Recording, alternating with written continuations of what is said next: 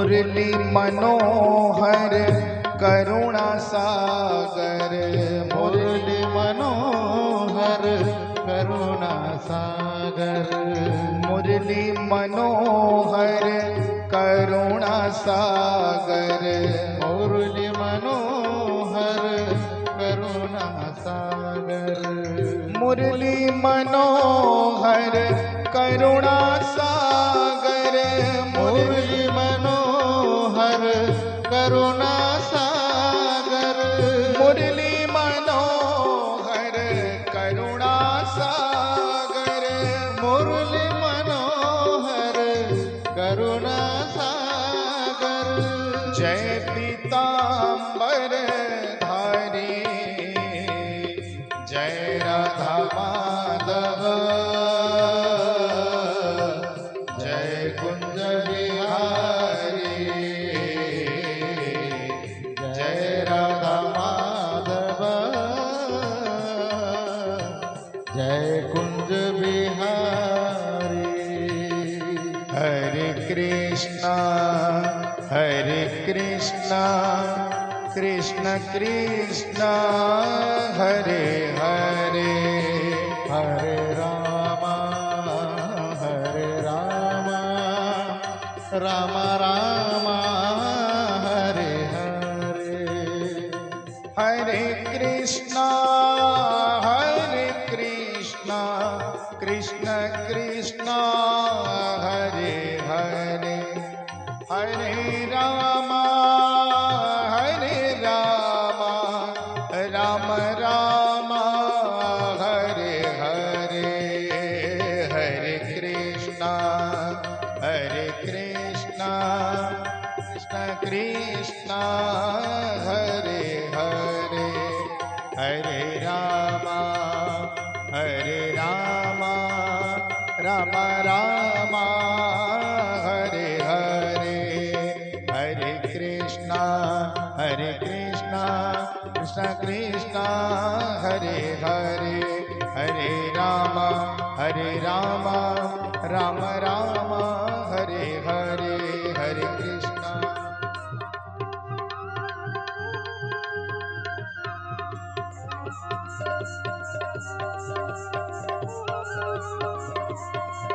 हरे कृष्णा कृष्ण कृष्ण हरे हरे, हरे राम राम राम हरे हरे, हरे कृष्णा कृष्ण कृष्ण हरे हरे, हरे राम राम राम हरे हरे। जय राधा माधव,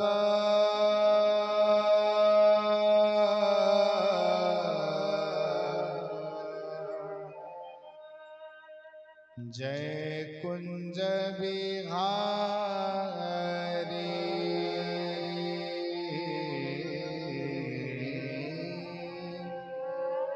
बोलो वृंदावन बिहारी लाल की, बोलो आनंद कंद भगवान की।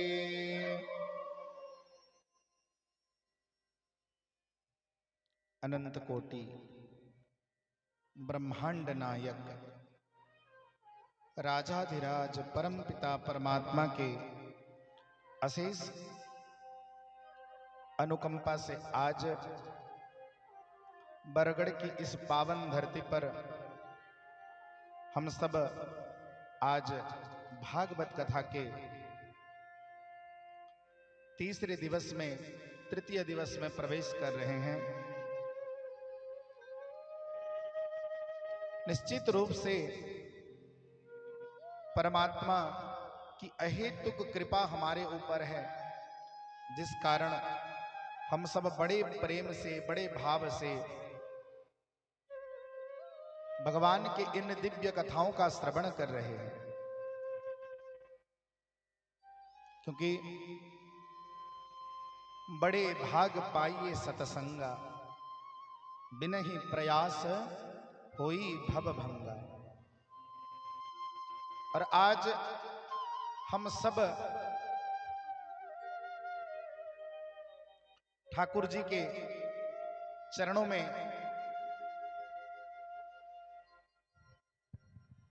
भागवत कथा का दिव्य सानिध्य लाभ कर रहे हैं, क्योंकि यह भागवत कथा केवल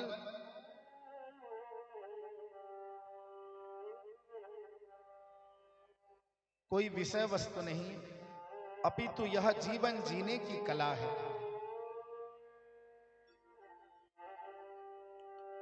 अगर सही स्वरूप में भागवत को समझा जाए तो यह भगवान कृष्ण का वांग्मय स्वरूप है। क्योंकि जब परमात्मा मनुष्य के ऊपर कृपा करते हैं, जब प्रभु की कृपा मनुष्य के ऊपर होती है, तब मनुष्य को सत्संग की प्राप्ति होती है। और आज हम सबको उस कृपा की अनुभूति प्राप्ति हो रही है।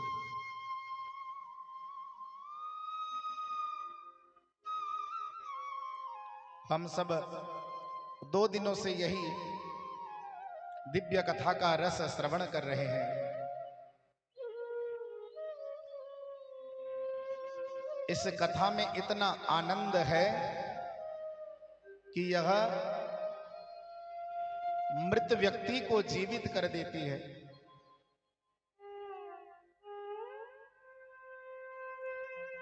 राजा परीक्षित को जब श्राप मिला तो राजा परीक्षित अपने घर आकर विचार करने लगे कि अब मुझे श्राप मिल गया है, अब क्या किया जाए, कैसा कर्म किया जाए।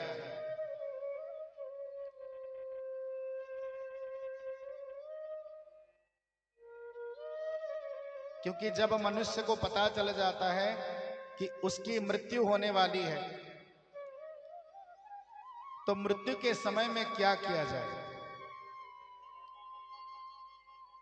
राजा परीक्षित अपने घर, अपने राज्य वापस आ जाते हैं और सब कुछ त्याग के, सबकी ममता ताग बटोरी, सब कुछ त्याग के राजा परीक्षित गंगा नदी के तट पर आ जाते हैं। और गंगा नदी के तट पर आकर जहां संत समागम होता है, जहां साधु संत विचरण करते हैं, जहां निरंतर यज्ञ होता है, भजन होता है, कीर्तन होता है, उसी स्थान पर राजा परीक्षित आ जाते हैं। और राजा परीक्षित उसी स्थान में आकर साधु संतों के निकट आकर प्रश्न पूछते हैं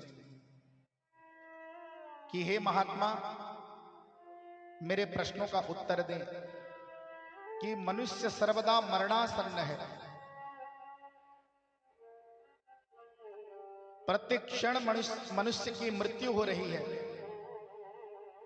और इस स्थिति को जान के मनुष्य को क्या करना चाहिए, मनुष्य का कर्तव्य क्या होना चाहिए।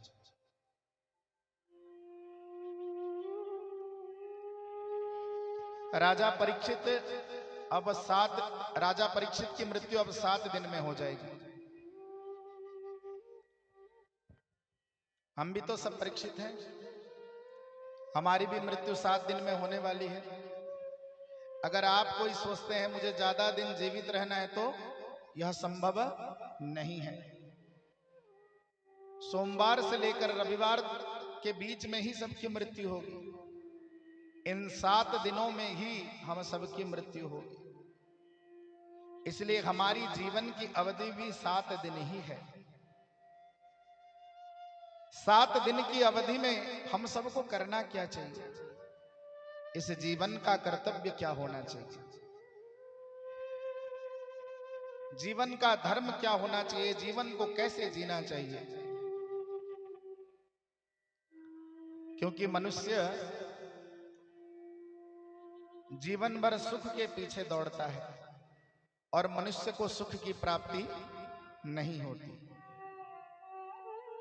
सुख के स्थान पर मनुष्य को दुख की प्राप्ति होती है और अंत काल में वह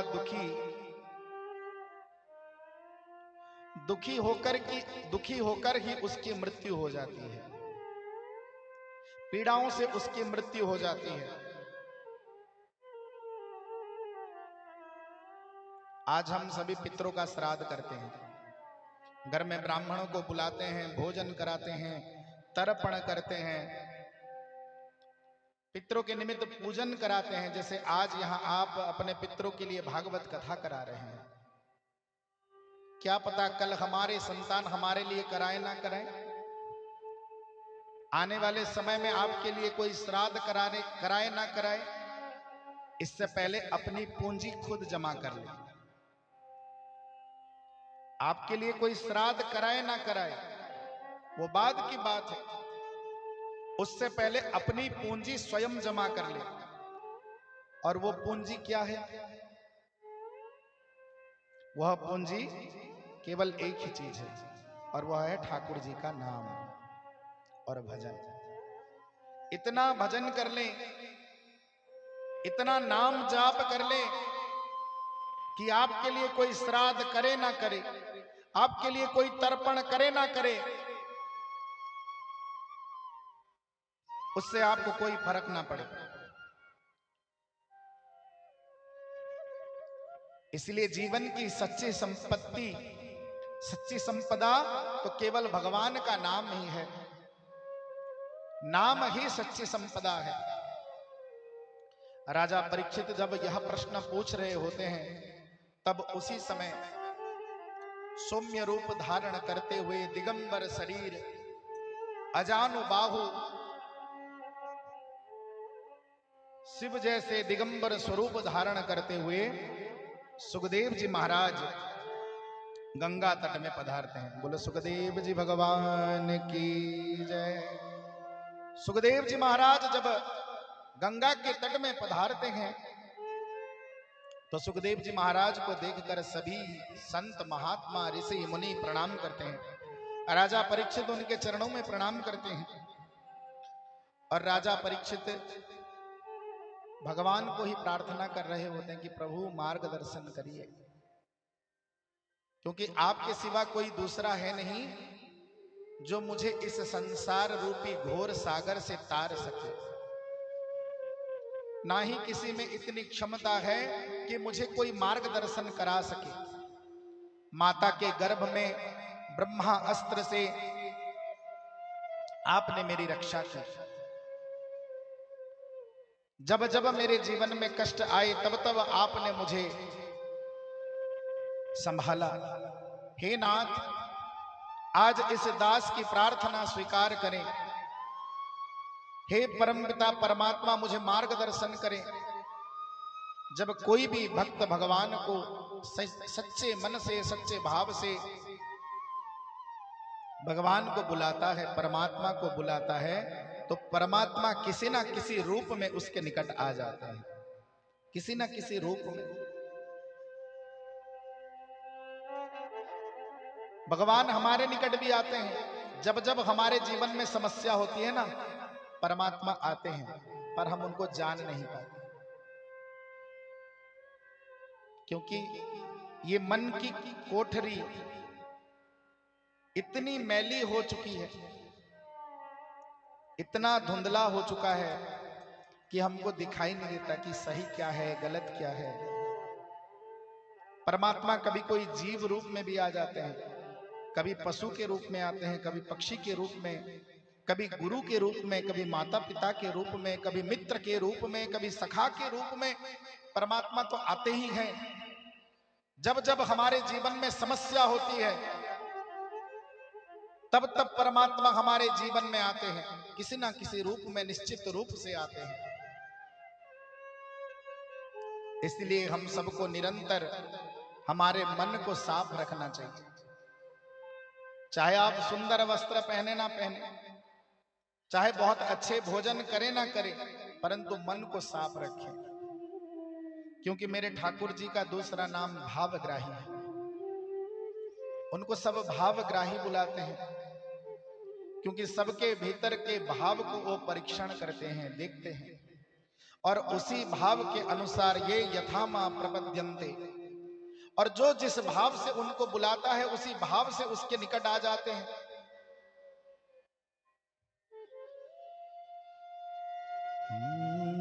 कोठरी मन की सदा रख साफ वंदे,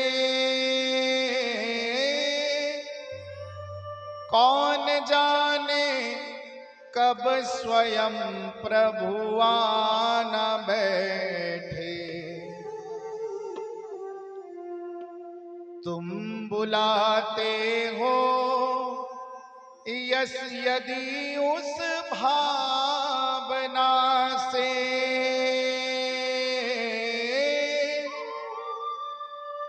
कौन जाने कब समंदर मांग बैठे। दर्द यदि उभरे कभी मन में तुम्हारे, कभी भी मन में अगर दर्द उभरता है ना, खर्च मत करना बिना सोचे विचारे।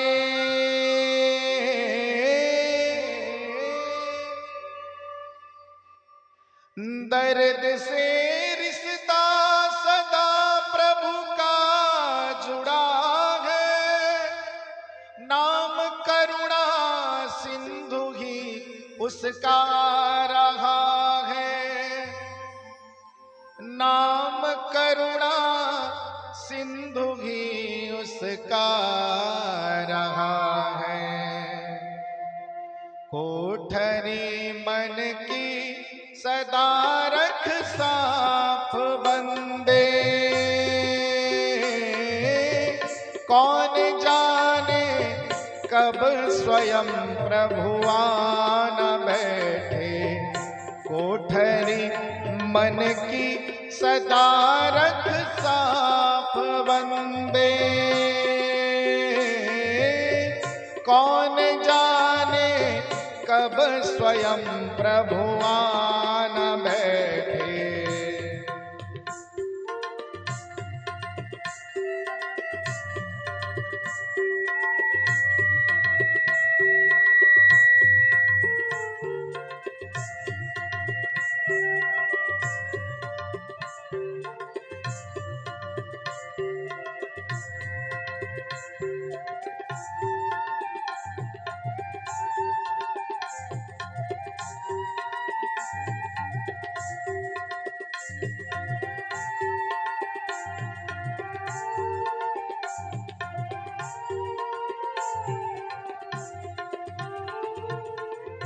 दर्द यदि उभरे कभी मन में तुम्हारे,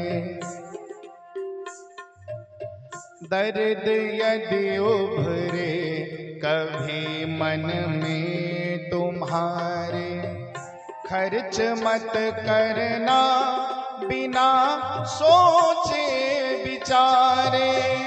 दर्द से रिश्ता सदा प्रभु का रहा है, नाम करुणा सिंधु ही उसका रहा है।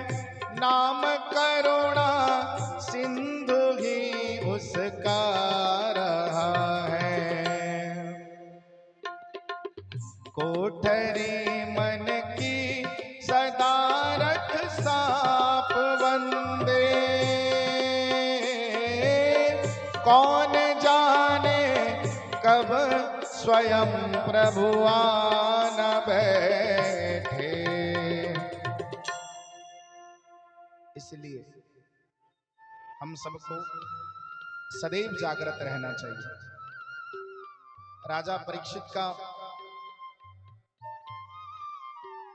श्राप अगर सही था तो उसका भाव भी उतना सही था। इसलिए भावग्राही जनार्दन तुरंत सुखदेव जी महाराज को राजा परीक्षित के पास भेज देते हैं। राजा परीक्षित सुखदेव जी महाराज को पाके आज धन्य हो गए हैं, क्योंकि गुरु अगर समर्थवान होता है ना, गुरु अगर मेहरबान तो चेला पहलवान। अगर गुरु सही गुरु जीवन में जब प्राप्त हो जाता है तब जीवन भी धन्य बन जाता है।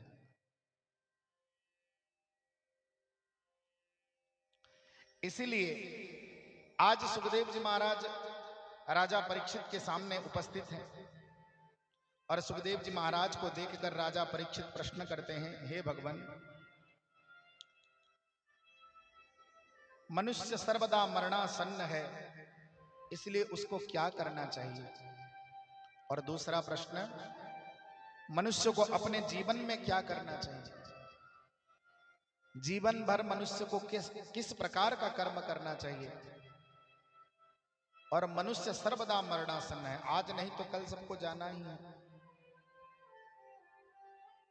या किस किस को रहना है तो बताइए, किसको रहना है? फिर भी तो कुर्सी छूटती नहीं। रहना तो है नहीं सबको, पर कुर्सी छूटती को नहीं। महाराज हमारे से तो कुर्सी को नहीं छूटा करें, कुर्सी छूटती नहीं। तो निवेदन करने का उद्देश्य ये था, जाना तो सबको है, आज नहीं तो कल, ये जानते हैं पर हृदंगम नहीं कर पाते। परंतु आज राजन परीक्षित हृदंगम कर रहे हैं और हृदंगम करने के बाद वो प्रश्न कर रहे हैं कि मनुष्य को क्या करना चाहिए। फिर पूछ रहे हैं कि परमात्मा में मन को कैसे लगाया जाए। पूजा तो करते हैं, आरती तो करते हैं, माला भी पहनाते हैं, तुलसी चंदन करते हैं, अगरबत्ती देते हैं, भजन करते हैं, कीर्तन करते हैं, फिर भी तो मन नहीं लगता। भगवान का ध्यान कैसे किया जाए, कृपया कुछ मार्ग प्रदर्शन करें। भजनों में मन कैसे लगाया जाए, क्योंकि भजन में भी मन नहीं लगता। और प्रश्न करते हैं कि प्रभु का चिंतन कैसे किया जाए। यह प्रश्न सुनकर सुखदेव जी महाराज अत्यंत प्रसन्न होकर कहते हैं कि राजन, लोकहित के लिए आपने अत्यंत ही सुंदर प्रश्न किया, क्योंकि यह प्रश्न मानव जीवन का सबसे महत्वपूर्ण प्रश्न है। इस संसार में आकर मनुष्य माया जाल में फंस जाता है और उस माया जाल से वो कभी उभर नहीं पाता, निकल नहीं पाता। कभी उसे भूख सताती है, कभी प्यास सताती है, कभी निद्रा, कभी आहार विहार भय मैथुन में इतना निमग्न हो जाता है कि मनुष्य परमात्मा को भूल जाता है। निद्रायार्यते नकतम व्यवागेन च बाबयः दिवाचार्थ हया राजन कुटुंब भरणेन च। निद्रायार्यते नकतम, 10 से 12 घंटा तो रोज सो ही जाता है। कुंभकर्ण कितना दिन सोता था जानते हैं ना सर? 6 महीना सोता था, 6 महीना जागता था, क्योंकि उसे निद्रासन का आशीर्वाद मिला था। हम भी कोई कुंभकर्ण से कम है? रात को सो जाते हैं 8-9 घंटा। आजकल नहीं सोते क्योंकि मोबाइल महाराज हाथ में होते हैं, मोबाइल देखते देखते नींद नहीं आती।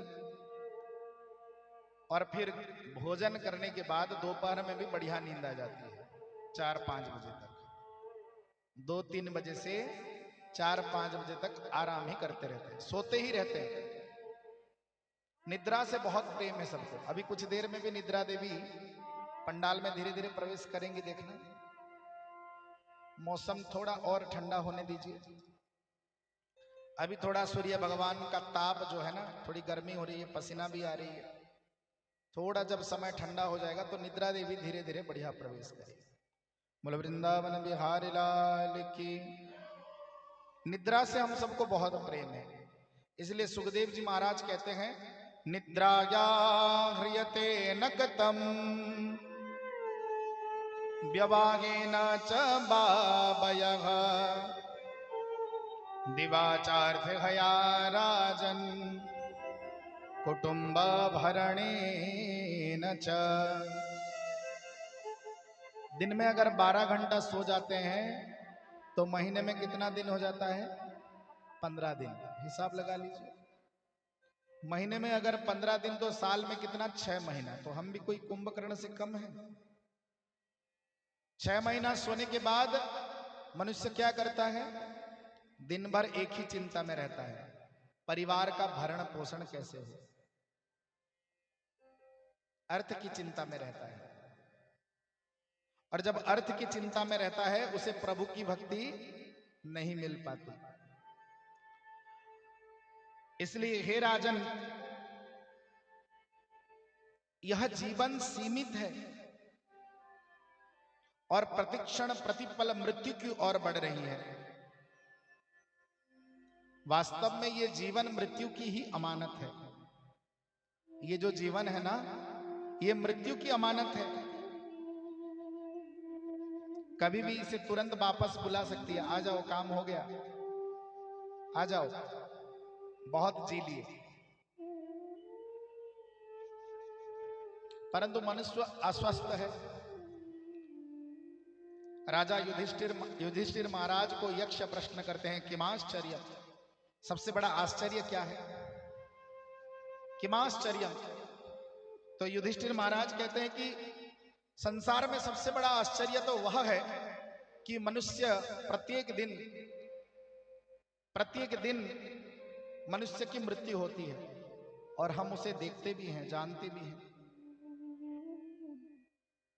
खबर भी मिल जाती है।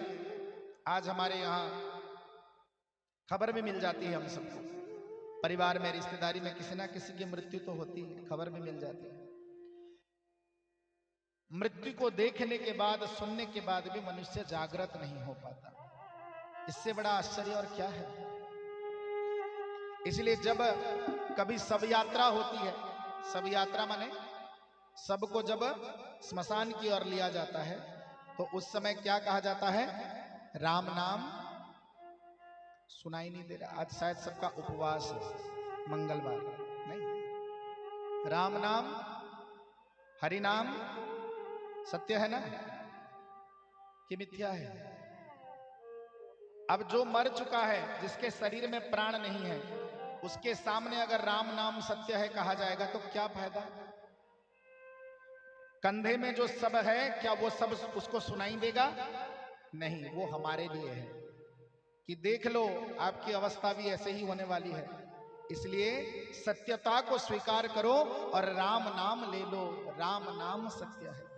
वो हमको सुनाया जाता है कि उस यात्रा से हम कुछ सीख ले। जैसे प्रथम दिवस में हमने कलश यात्रा की। कलश यात्रा क्यों की? क्योंकि कलश यात्रा मंगल कार्यों का प्रतीक है। हम जब कलश यात्रा करके भागवत पंडाल में आए, इस मंडप में आए, तो सबको पता चला, बरगढ़ वालों को पता चला कि भागवत कथा प्रारंभ हो गई। यात्रा इसलिए की जाती है, शोभा यात्रा, मृत्यु की शोभा यात्रा इसलिए किया जाता है कि उस शोभा यात्रा से जीवित व्यक्ति कुछ सीख पाए। राम नाम सत्य है कहते हुए खिल, जिसको हमारे यहां लिया बोलते हैं ना, खिल, खिल तो जानते हैं ना, खिल और पैसे को पीछे फेंका जाता है, क्योंकि खिल का अर्थ है अन्न। मनुष्य ये भोजन में ही, भोजन, पैसा और भोजन के लिए ही तो अपना समय व्यतीत करता है। पैसे कमाने के लिए, भोजन के लिए ही तो सब कुछ कर्म करता है, और उसे पीछे छोड़कर कहां जाता है? शमशान की ओर। यही सत्य है, जीवन का परम सत्य यही है। इसीलिए सुखदेव जी महाराज को परीक्षित राजन कहते हैं, तो क्या सब छोड़ के भगवान का भजन करना चाहिए? नहीं, भगवान ने हम सबको संसार दिया है, क्यों? उपभोग करने के लिए, परंतु त्याग के साथ। ये हमारा नहीं है। हम जितने दिन यहां पर हैं इसका भोग करेंगे। ईशावासमिदं सर्वम, ये संसार भगवान चारों तरफ परमात्मा ही है, कोण अनुकोण में परमात्मा है, ईशावास्यमिदं सर्वम। परंतु इस संसार को त्याग के भावना के साथ भोग करनी चाहिए। इसलिए श्रीमद् भागवत महापुराण रामायण जीवन जीने की कला सिखाती है और भागवत सदा मृत्यु को याद दिलाती है कि मृत्यु से पहले मनुष्य को क्या करना चाहिए, मनुष्य का कर्म कैसा हो, दुनिया में रहकर पूरी ईमानदारी से अपना कर्तव्य निभाओ, पर यह कभी नहीं भूलो कि हमें सदा यही नहीं रहना है।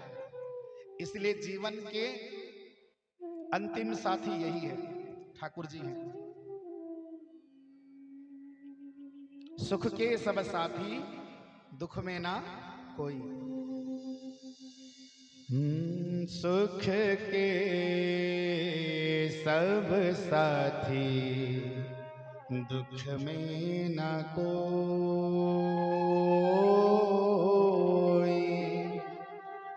तो कौन है साथी?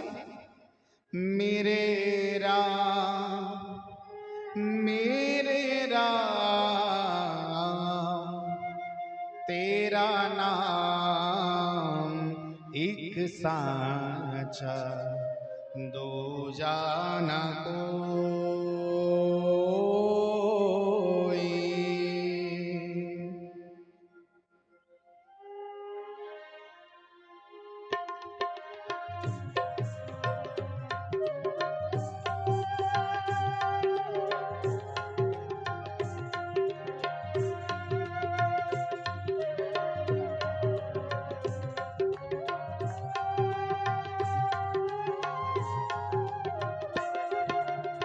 ना कुछ तेरा ना कुछ मेरा, ये जग जोगी बाला फेरा। राजा हो या रंक सभी का, राजा हो या रंक सभी का, अंत एक सा होई। सुख के सब साथी, दुख में न कोई। मेरे राम, मेरे राम, तेरा नाम एक साँचा, दो जाना कोई।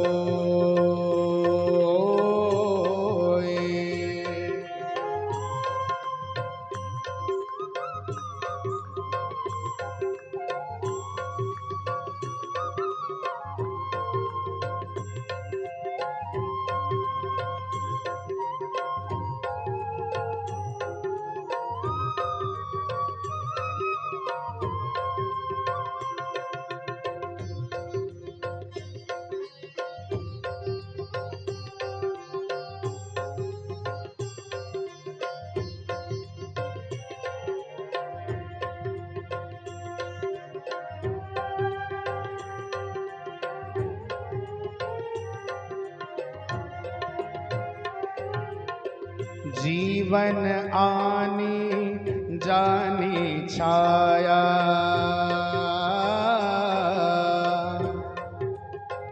जीवन आनी जानी छाया। झूठी काया झूठी माया, फिर काहे को सारी उमरिया, फिर काहे को सारी उमरिया। पाप की गठरी मोही, सुख के सब साथी, दुख में न कोई। मेरे राम, मेरे राम, तेरा नाम एक साँचा, दो जाना कोई। बोलो राम राम राम, बोलो राम राम राम, बोलो राम राम राम बोलो राम राम राम सीता राम राम राम सीता राम राम राम बोलो राम राम राम बोलो राम बोलो राम बोलो राम बोलो राम बोलो राम बोलो राम बोलो राम बोलो राम बोलो राम ओ भजो राम राम राम भजो राम राम राम जपो राम राम राम भजो राम राम राम ओ भजो राम राम राम भजो राम राम राम जपो राम राम राम भजो राम राम राम ओ भजो राम राम राम भजो राम राम राम भजो राम राम राम भजो राम सुख के सब साथी आगे कुछ माताओं बहनों को भजन में भी बढ़िया नींद आ रही है, यहां से मुझे दिख रही है ना। बाहर में बच्चे चिल्लाते हैं तो हम सो नहीं पाते, और अगर बढ़िया भजन हो तो बढ़िया नींद आती है। क्या विचित्र लीला है संसार की, देखिए। बाहर अगर डीजे बज रहा हो ना तो पैसे गिनते समय डिस्टर्ब भी नहीं होते नहीं ना। पर भजन में तुरंत डिस्टर्ब हो जाते हैं, यही तो माया है। सुख के सब साथी दुख में न कोई मेरे राम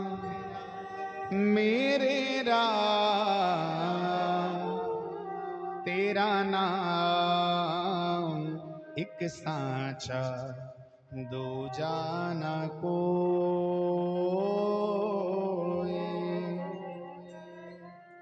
इसलिए हे राजा परीक्षित, तुम उन्हीं के शरण में जाओ। अंतकाले जमामेव स्मरान मुक्ता कलेवरम। गीता में भगवान अर्जुन को कहते हैं, अर्जुन अंतकाले जमामेव स्मरान मुक्ता कलेवरम। अंतकाल में जो प्राणी अनन्य भाव से मेरा चिंतन करता है, मुझे याद करता है, मेरा स्मरण करता है, वो मुझ में समा जाता है। पर जीवन भर जब हम भगवान को याद नहीं करते, परमात्मा के प्रति प्रीति नहीं रखते, तो अंतकाल में परमात्मा याद नहीं आते। जीवन भर पति से प्रेम करते हैं, पति के बाद बच्चों से प्रेम हो जाता है, बच्चों के बाद नाती पोती से प्रेम हो जाता है, फिर घर परिवार छूटता नहीं है, धन छूटता नहीं है। सोते समय चाबी को तकिया के नीचे देख लगाकर सोते हैं, कुछ छूटता नहीं है। छूटना नहीं चाहिए, परंतु उसके प्रति मोह भी नहीं रहना चाहिए। भगवान संसार को त्यागने के लिए नहीं कहते, ना ही सुखदेव जी राजन परीक्षित को कहते हैं कि आप संसार को त्याग के सन्यासी बन जाओ। सन्यासी बनना सरल है, परंतु गृहस्थ में रह के सब कुछ होने के बाद भी सब कुछ त्याग के परमात्मा में मन लगाना सबसे बड़ा कठिन कार्य है। परंतु ये कठिन कार्य जो कर लेते हैं ना, वो श्रेष्ठ हो जाते हैं। इसलिए 4 आश्रम में गृहस्थ आश्रम को श्रेष्ठ कहा गया है। सुखदेव जी महाराज राजा परीक्षित को कहते हैं कि अंतकाले जमामे व स्मरान मुक्ता कलेवरम। अंतकाल में जो भगवान को याद करता है, इसलिए अंतकाल में भगवान को याद करने के लिए अभ्यास करना पड़ता है। अभ्यास,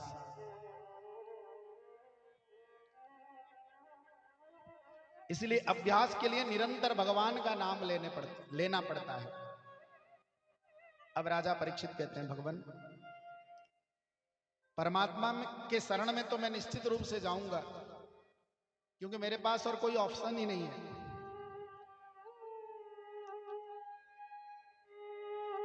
किस प्रकार उनमें मैं अपना मन लगाऊं, मार्गदर्शन करें। तो सुखदेव जी महाराज कहते हैं भगवान में मन लगाने के लिए पहले उनके बारे में जानना जरूरी है।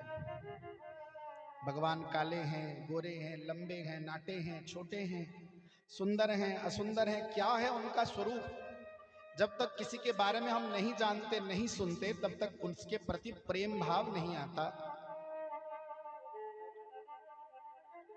बाहर से कहीं घर में कोई रिश्ते नाते होते हैं, बेटा या बेटी की जब शादी कराते हैं तो समझ लीजिए कांटाबांजी में आपका बेटा का रिश्ता हो गया। तो आपके रिश्तेदार जो कांटाबांजी में है, आप उनको फोन लगाते हैं,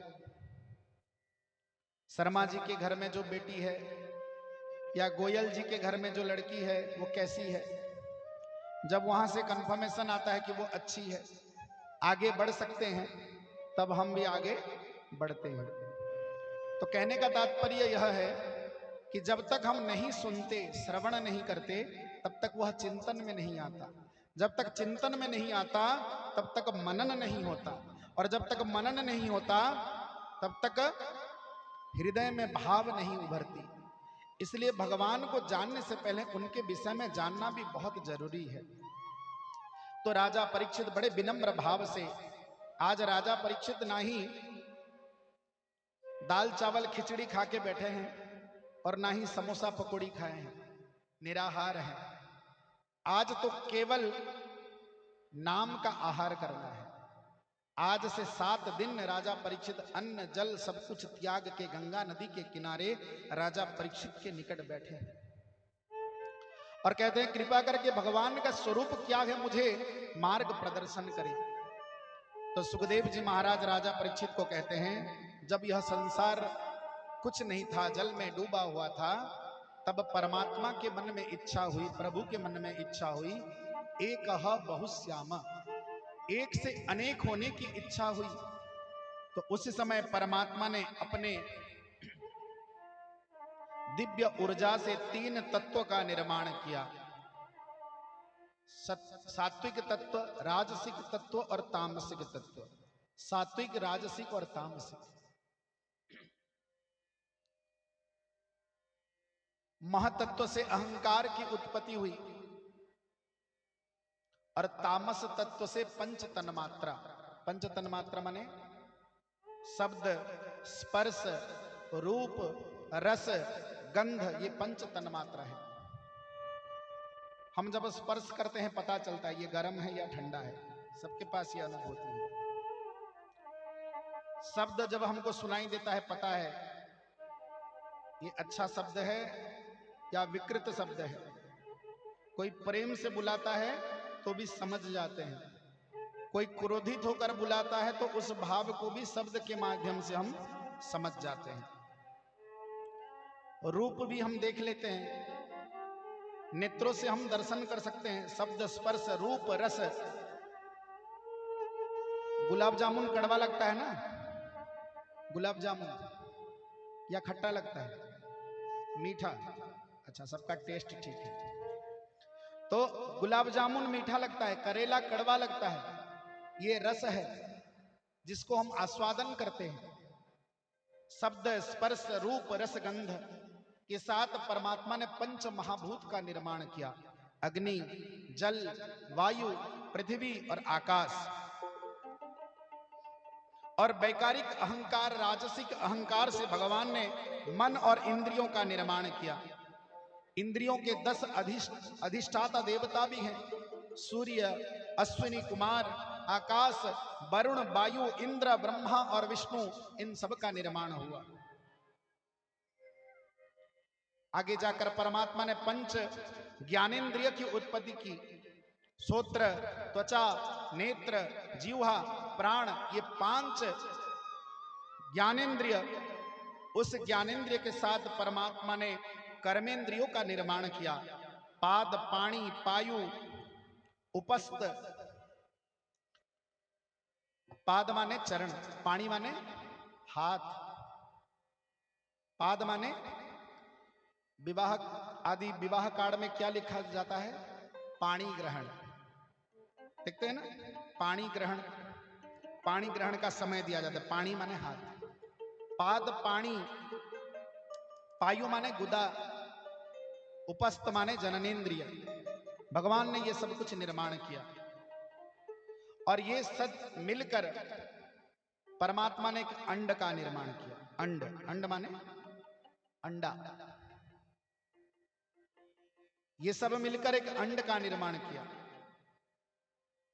और ब्रह्मा जी को कहा कि ब्रह्मा जी इन सब तत्वों को लेकर आप ब्रह्मांड का निर्माण करो। ब्रह्मा के द्वारा इस अंड से जब सृष्टि की उत्पत्ति हुई तो इस सृष्टि का नाम ब्रह्मांड कहा गया। अब ब्रह्मा जी के पास तो सब कुछ था, दाल था, चावल था, चीनी था, खीर भी था, पर उनको खीर बनाना नहीं आता था कि खीर कैसे बनाया जाए। पहले चावल डालें कि पहले पानी डालें या पहले दूध डालें, बनाने की प्रक्रिया रहती है। तो जब ब्रह्मा जी किस प्रकार बनाएं, सृष्टि का निर्माण कैसे करें, ब्रह्मा जी के मन में चिंता उत्पत्ति हुई तो उन्होंने परमात्मा की स्तुति की। ब्रह्मा जी ने परमात्मा की स्तुति की तो परमात्मा की जब स्तुति की तो परमात्मा हंस रूप में ब्रह्मा जी के निकट पहुंचे। हंस माने, हंस किसको कहा जाता है? भगवान ने हंस अवतार धारण किया। हंस उसको कहा जाता है जो क्षीर और नीर को पृथक कर देता है, अलग कर देता है। पानी से भी जो दूध को अलग कर दे वो हंस है। परमात्मा हंस रूप में आकर ब्रह्मा जी को दर्शन देते हैं। ब्रह्मा जी प्रार्थना करते हैं कि प्रभु कृपया करके आपके नाभि कमल से मेरी उत्पत्ति हुई है, इसलिए हे परमपिता परमात्मा सृष्टि निर्माण कार्य में आप मुझे सहायता करें। तो उस समय भगवान उनको चतुश्लोकी भागवत सुनाते हैं। अहमेवा समेवाग्रे नान्यत यत् सदसत्परम पश्चादहं जदेतच्छ जो वशिष्येत सोऽस्म्यहम् रतेर्थं जत प्रतीयेत न प्रतीयेत चात्मनि तद विद्यादात्मनो मायां जथा भासो तथा तमः जथा महान्ति भूतानि भूतेषु च बचेष्वनो प्रविष्टान्याप्रविष्टानि तथा तेषु न चेष्वः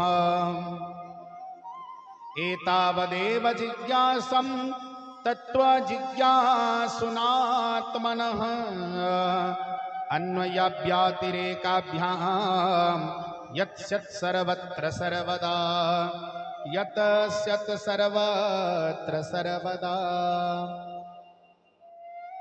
अब ब्रह्मा जी को भगवान चतुश्लोकी भागवत सुनाते हैं। कहते हैं कि हे ब्रह्मा जी, अर्थात सृष्टि के पूर्व में केवल मैं ही था, मेरे अतिरिक्त संसार में कुछ भी नहीं था।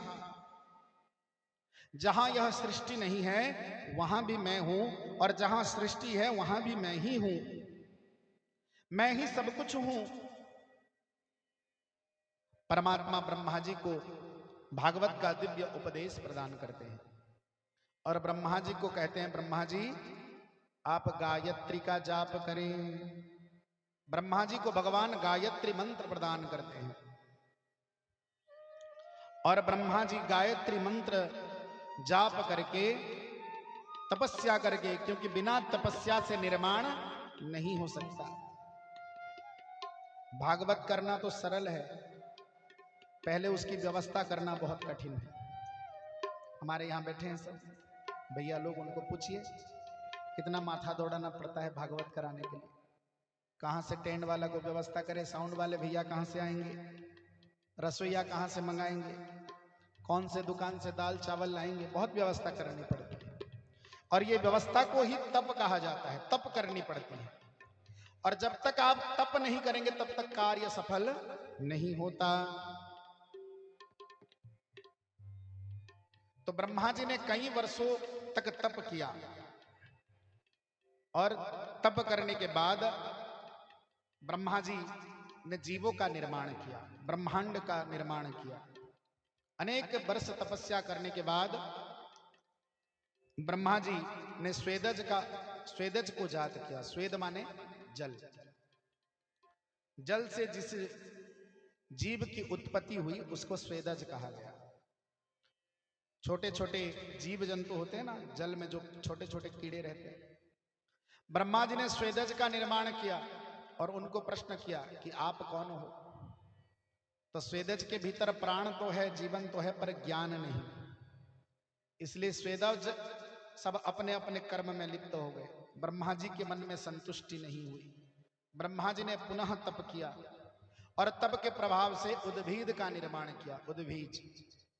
उद्भिद माने जितने भी वृक्ष वनस्पति हैं, वृक्ष वनस्पति जितने भी हैं ब्रह्मा जी ने निर्माण किया। लताओं का निर्माण किया। और ब्रह्मा जी ने वृक्ष वनस्पतियों को प्रश्न किया कि तुम कौन हो। तो वृक्ष वनस्पति में प्राण तो है पर वो जड़ चेतन है।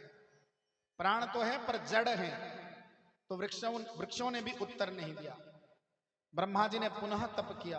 तप के प्रभाव से उन्होंने अंडजों का निर्माण किया। अंडज माने अंडा से जिनकी, अंडा से जो जन्म लेता है, पक्षी, सांप, मेंढक इत्यादि जीवों का ब्रह्मा जी ने निर्माण किया। और निर्माण करने के बाद ब्रह्मा जी ने उनको भी प्रश्न किया कि आप कौन हो। तो वह जीव जंतु अपने कर्म में लिप्त हो गए। ब्रह्मा जी के मन में संतोष नहीं हुआ। पुनः ब्रह्मा जी ने तप किया। फिर चतुष्पद प्राणी, गाय, बकरी, हाथी, विभिन्न प्रकार जीवों का निर्माण किया। तो वह भी अब अपने अपने कर्म में लिप्त हो गए। ब्रह्मा जी संतुष्ट नहीं हुए।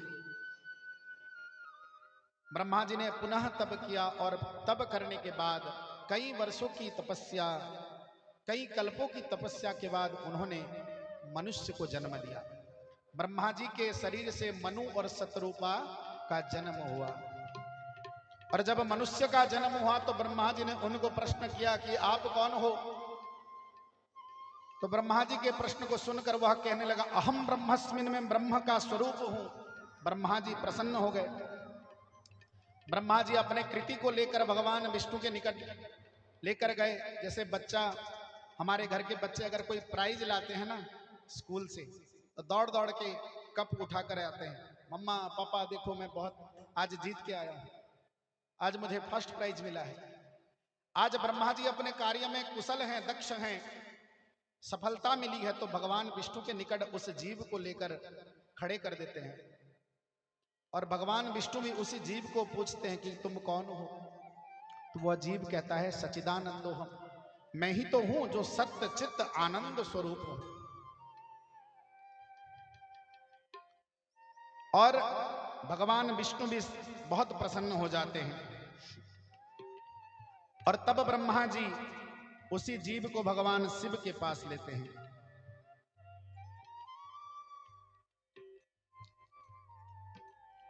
जब उसी जीव को शिव जी के पास लेते हैं और कहते हैं ब्रह्मा जी कि यही जीव मेरा निर्माण है, तो भगवान शिव भी उसे प्रश्न करते हैं कि तुम कौन हो।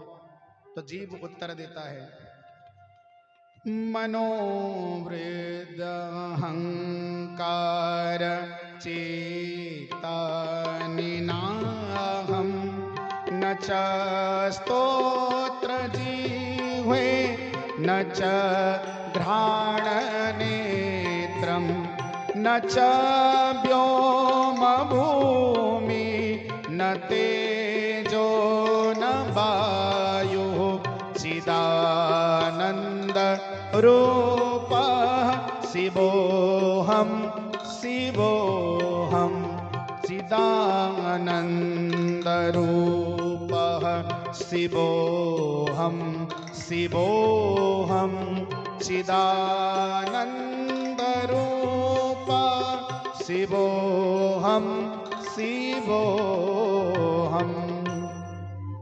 तो जीवात्मा कहता है, चिदानंद रूपः शिवोऽहं शिवोऽहं, मैं ही शिव स्वरूप हूं, मैं ही ब्रह्मा हूं, मैं ही विष्णु हूं, मैं ही शिव हूं। इसी से भारतीय संस्कृति प्रारंभ होता है कि हम किसी से कम नहीं। हम सब परमात्मा का ही स्वरूप हैं। हमारे गुरुदेव सदैव कहते थे कि बेटा आप साधारण नहीं हो, पर भटके हुए देवता जरूर हो। हम कोई भी साधारण नहीं है, पर भटके हुए देवता हैं। आज भी आप हमारे गुरु आश्रम शांति कुंज हरिद्वार जाएं तो वहां जो गायत्री माता का मंदिर है, वहां सामने एक दर्पण है और उसी स्थान पर लिखा गया है कि भटके हुए देवता। और दर्पण में क्या दिखेगा, उसके सामने अगर जाएंगे आप स्वयं दिखेंगे, आपकी प्रतिछवि दिखेगी। तो ये भटके हुए देवता हम ही हैं, ये कोई दूसरा प्राणी नहीं, क्योंकि हम सब ब्रह्म के ही स्वरूप हैं। सच्चिदानंदो हम शिवो हम सब परमात्मा के ही स्वरूप हैं, पर हम अपने आप को भूल गए हैं। हनुमान जी के पास बचपन में बहुत शक्ति थी, बहुत शक्ति, प्रचंड शक्तिमान थे, पर बहुत बदमाशी भी करते थे। ऋषियों कोई तपस्या कर रहे हो तो ऋषि मुनि को लेकर इधर से उधर उठा के रख देते थे, किसी की चोटी खींच लेते थे। कोई तपस्या कर रहा होता तो कमंडलू लेकर कहीं आसपास फेंक देते थे। तो एक बार चौकी महामुनि हनुमान जी को श्राप दे दिए। बोले हनुमान तुम शक्ति से संपन्न हो, इसलिए बदमाशी करते हो, क्योंकि आजकल जिसके पास शक्ति ज्यादा है ना, वही बदमाशी करता है। कोई रिक्शा वाला बदमाशी नहीं करता। बड़े बड़े पद पदवी में जो जहां बैठे हैं ना, बड़े बड़े कलेक्टर, डॉक्टर, इंजीनियर, ये सब बदमाशी करते हैं। बड़े बड़े नेता, उनके पास पद प्रतिष्ठा होती है, ये सब बदमाशी करते हैं। सब्जी बेचने वाला क्या बदमाशी करेगा? टमाटर का किलो 30 के जगह भले 40 कर देगा, 40 के जगह 60 कर देगा, 60 के जगह 70 भी कर देगा, पर बदमाशी नहीं करेगा। तो हनुमान जी को श्राप दिया गया कि हनुमान जी आप अपनी शक्ति भूल जाओ, बदमाशी बंद। हनुमान जी अपने शक्ति को खोकर बैठे। बाद में जब राम कार्य करने की आवश्यकता पड़ी, चुपचाप हनुमान जी शिला के ऊपर बैठे हैं। जाम्बवंत हनुमान जी को कई देर से निहार रहे हैं। अंगद कह रहे हैं अंगद कहां जाऊं मैं पारा, मैं तो समुद्र लांग सकता हूं, परंतु वापिस आ पाऊंगा कि नहीं मुझे विश्वास नहीं है। नलनील भी यही कहते हैं, परंतु जाम्बवंत जी को पता है कि हनुमान कोई साधारण व्यक्ति नहीं है। तो हनुमान जी के निकट आकर जाम्बवंत जी कहते हैं कि हनुमान राम कार्य लगी तब अवतारा, राम काज लगी तब अवतारा, सुनहु भयहु बह पर्वत कारा, जय सिया राम जय जय सिया राम, जय सिया राम जय जय सिया राम काज लगी तब अवतारा। हनुमान, राम के कार्य करने के लिए आपका अवतार हुआ है, इसलिए आप उठो, जागृत हो जाओ। आप अपनी शक्तियों को भूल कर बैठे हो। जाम्बवंत के वचन सुहाए। तुलसीदास जी महाराज सुंदरकांड में क्या लिखते हैं? जाम्बवंत के वचन सुहाए। हनुमान जी को अच्छी लगती है बात। क्यों अच्छी लगती है? वहां सब में ज्ञानी और श्रेष्ठ बुजुर्ग कौन थे? जाम्बवंत जी थे। बुजुर्गों की बात सुननी चाहिए, बड़ों का बात मानना चाहिए। हनुमान जी बड़ों की बात सुनते हैं, हम नहीं सुनते। हम ना ही बड़ों को प्रणाम करते हैं, ना ही बड़ों की बात सुनते हैं।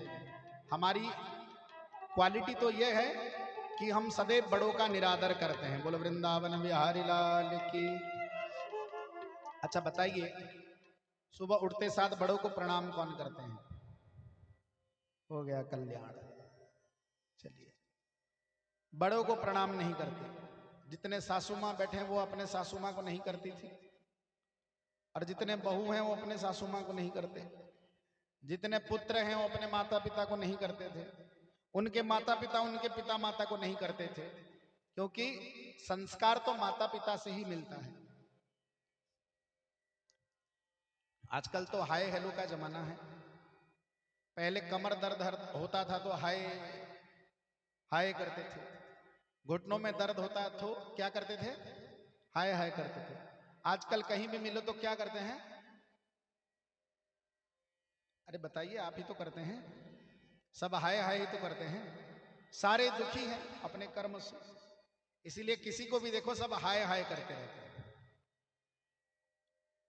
अपने कर्म से ही मनुष्य को हाय लग गई है, अपने कर्मों के कारण।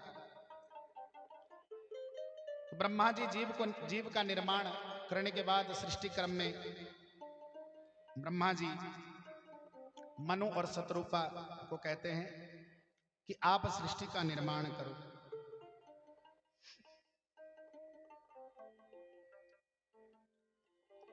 सृष्टि के निर्माण के बारे में कथा सुनाते हैं, और मनु शतरूपा का जन्म होता है, और आगे जाकर सुखदेव जी महाराज भागवत के 10 लक्षण के बारे में राजा परीक्षित को सुंदर भाव से प्रसंग का वर्णन करते हैं। और इसी कथा से दूसरे स्कंद की कथा यहां पर विराम करते हुए तीसरे स्कंद की ओर हम बढ़ते हैं। तृतीय स्कंद का प्रारंभ उद्धव एवं महात्मा विदुर जी के भेंट कथा से होती है। द्वितीय स्कंद में राजा परीक्षित सुखदेव जी महाराज को प्रश्न करते हैं कि आप मुझे थोड़ा विदुर जी का चरित्र सुनाइए। मैत्रेय ऋषि ने विदुर जी को क्या उपदेश दिया था उसके बारे में मुझे बताइए। तो सुखदेव जी महाराज राजा परीक्षित को कहते हैं, जब महाभारत युद्ध होने वाला था, महाभारत युद्ध से पहले लाक्षा के गृह में भेजकर आग लगवा दी दुर्योधन ने। द्रौपदी को भरी सभा में निर्वस्त्र कराने का दुस्साहस किया, पांडवों को वन में भेज दिया, अज्ञातवास में भेज दिया। और जब पांडव अज्ञातवास से लौटकर आए, वनवास से लौटकर आए, तो उन्होंने अपना अधिकार मांगा कि हमारी राज्य हमें वापस कर दी जाए, परंतु दुर्योधन मना किया।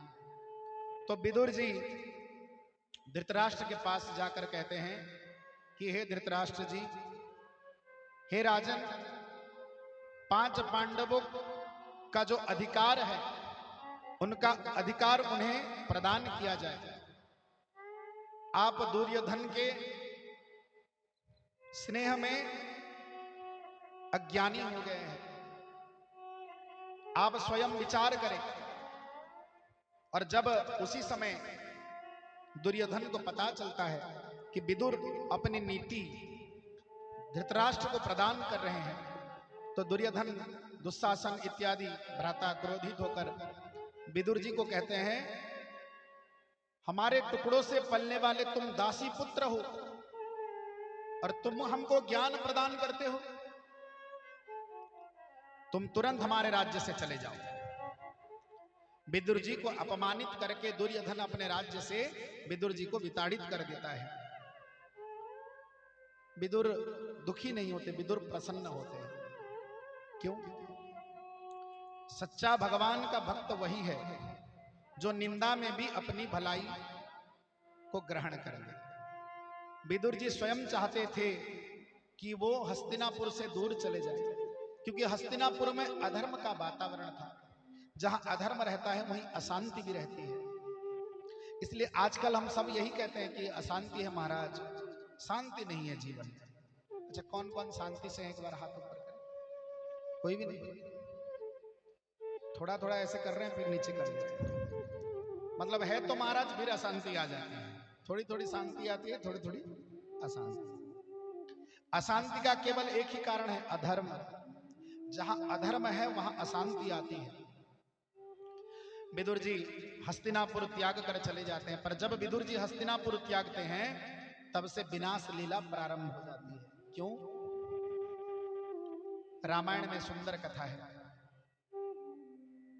जब विभीषण रावण को समझाते हैं कि आप माता सीता का अपहरण करके लाए, ये गलत है, आप राम जी के शरण में जाइए, आप अनन्य भाव से राम जी के शरण में जाइए, माता सीता को पुनः वापिस करके आइए, लौटा के आइए। तो रावण वही कहता है, तू मेरा खाता है और मेरे विरोध में बोलता है, चला जा मेरे लंका से बाहर। रावण जब ही विभीषण त्यागा, रावण जब ही विभीषण त्यागा, भयहु विभव बिनु तब ही अभागा, भयहु विभव बिनु तब ही अगाबा। अस कही विभीषण, अस कही चला विभीषण, जब ही आयुहीन भये सब तब ही। जय सिया राम, जय जय सिया राम, जय सिया राम, जय जय सिया राम, जय सिया राम, जय जय सिया राम। बोलो सियावर रामचंद्र भगवान की। रावण जब ही विभीषण त्यागा, जब रावण ने विभीषण को त्याग दिया, भय विभव बिनु तब ही अभागा, तब से रावण अभागा हो गया। क्यों? घर में अगर एक भी भक्त हो, सच्चा भक्त हो, जो भगवान का नाम लेता हो, पूजा करता हो, संतों की सेवा करता हो, तो उसे अपमानित ना करे। आजकल हम क्या करते हैं, कोई तिलक लगाता है तो उसको भला बुरा कहते हैं। एक तो हम खुद नहीं लगाते, दूसरे लगाते हैं तो उनको अपमानित करते हैं। कोई कंठी पहनता है, वो कहता है नहीं मैं बाहर प्याज लहसुन नहीं खाऊंगा। अरे खा ले मोमोज, कितना ड्रामा करता है।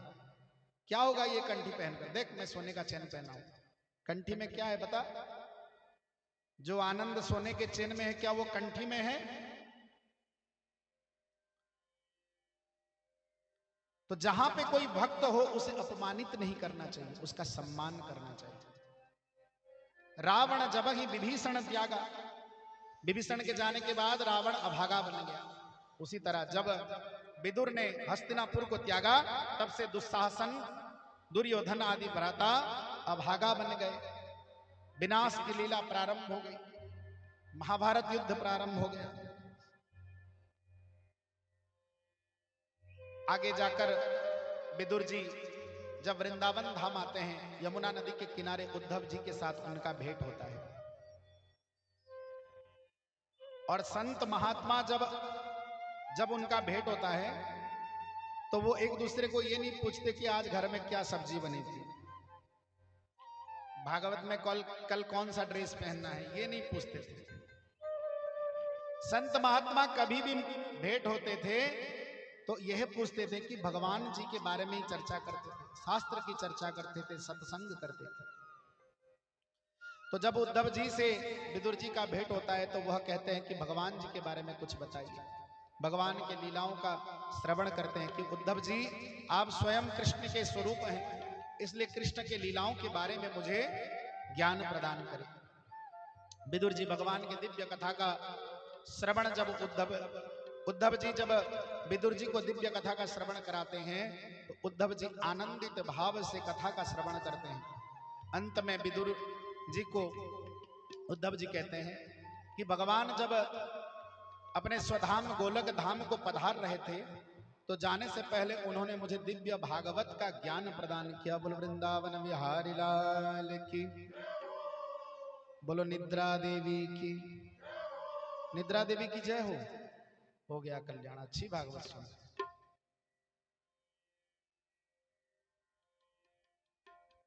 बोलो निद्रा देवी की नाश हो, रात को किसी को नींद ना आए, दिन में भी ना आए, सब में भक्ति भाव आ जाए। बोलो वृंदावन बिहारी लाल की।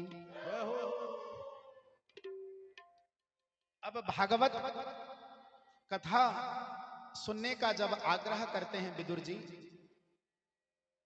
तो उद्धव जी कहते हैं ये कथा मैं आपको नहीं सुना सकता, ये कथा आपको ऋषि मैत्रेय से सुननी पड़ेगी।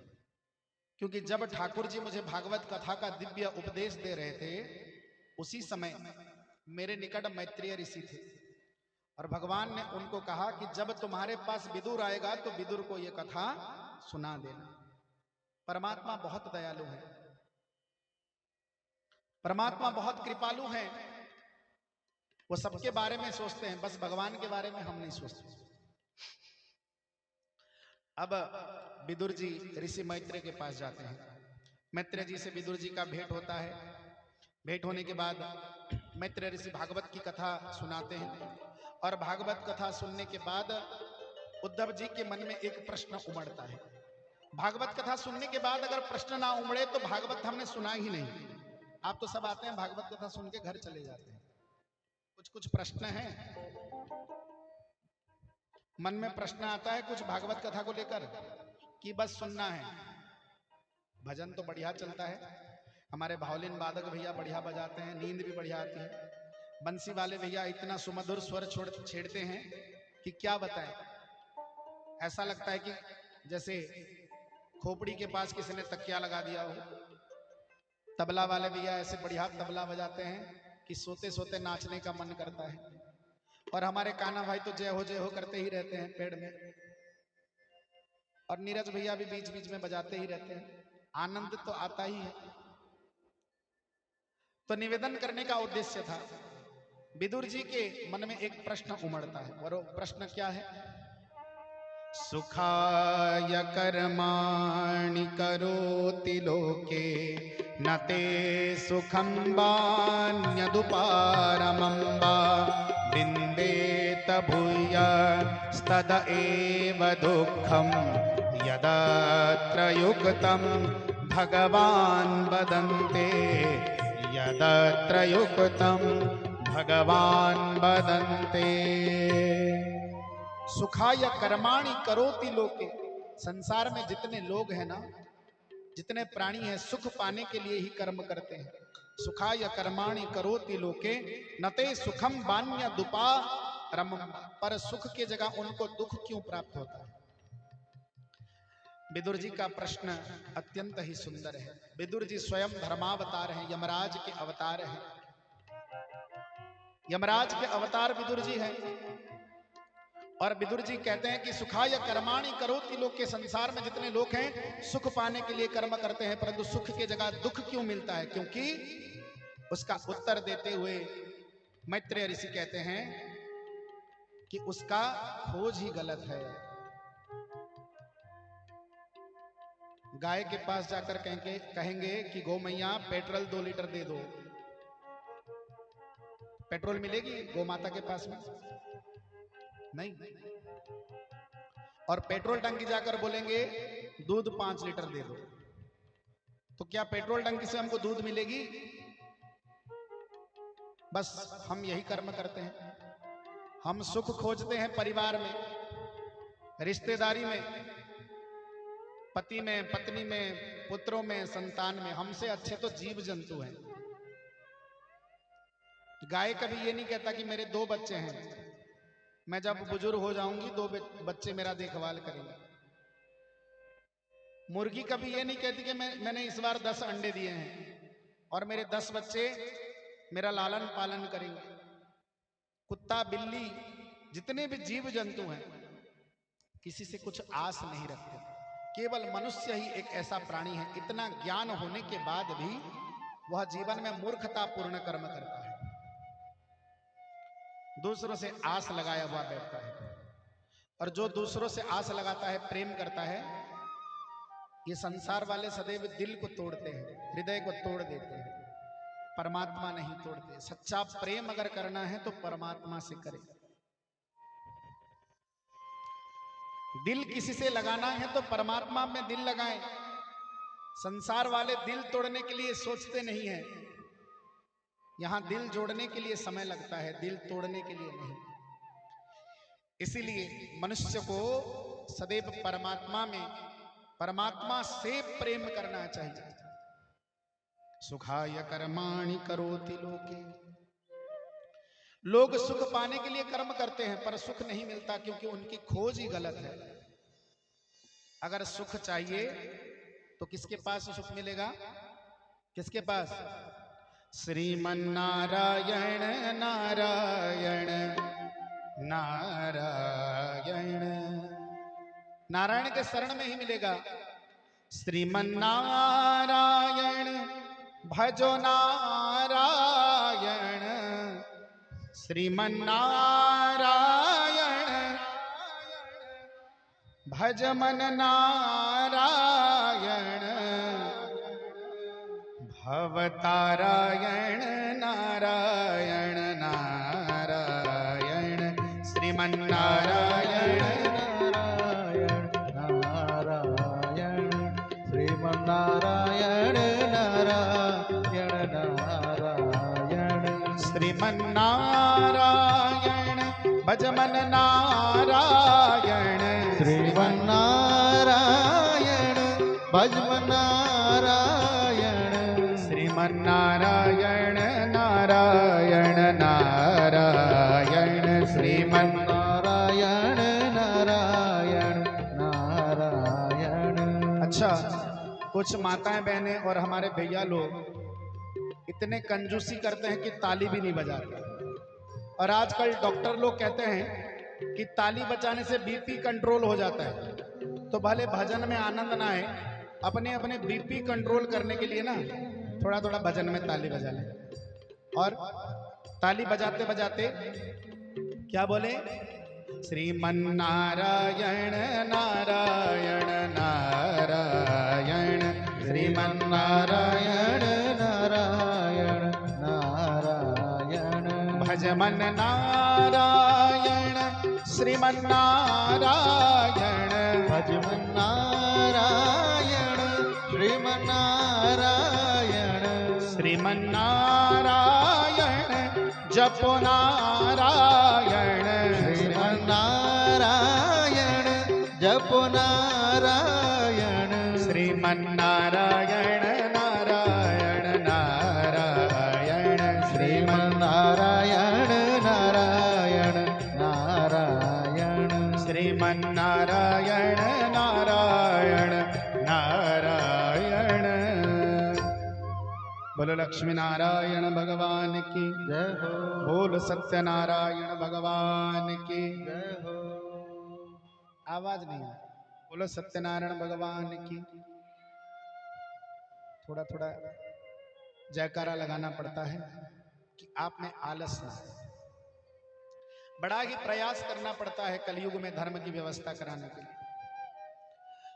अब मैत्रेय ऋषि विदुर जी को धर्म का उपदेश देते हैं। सृष्टि के क्रम के बारे में वर्णन करके कहते हैं कि